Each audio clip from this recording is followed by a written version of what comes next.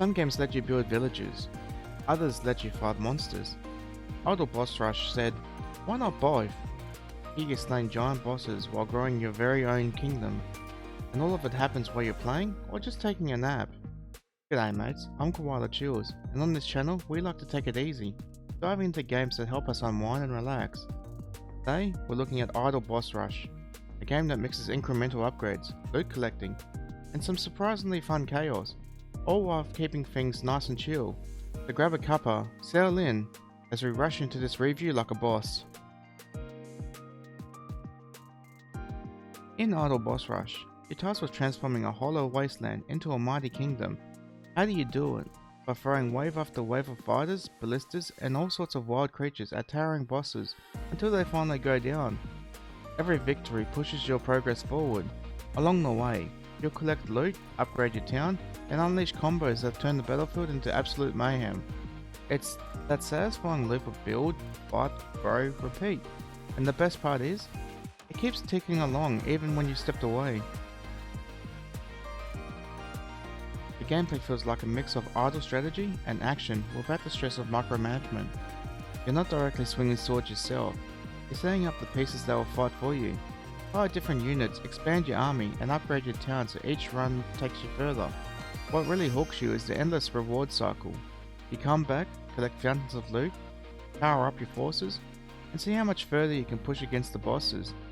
That incremental progress gives you the same cozy satisfaction as watering a plant and watching it grow day by day. Except here the plant is a rock-throwing troll or ballista tearing through a giant rat. Visually, the game leans towards bright, simple designs that keep the action clear, even when the screen fills with chaos. Watching your fighters pile onto these massive bosses has its own goofy little charm, and the effects from loot and combos make it feel like the battlefield is alive. The sound design does a good job as well, of keeping the rhythm moving without overwhelming you. Attacks land with a pop, and the music sits in the background, light and looping, so you can play for long stretches without it becoming too much. Not too flashy, but it's exactly what the game like this needs. Alright mates, now it's time to rate Idle Boss Rush on the Chillometer. This is where I score a game based on how relaxing it was for me, from 1 to 5. A 1 would be like trying to fight every single boss manually, juggling units, cooldowns and mechanics until your brain is fried.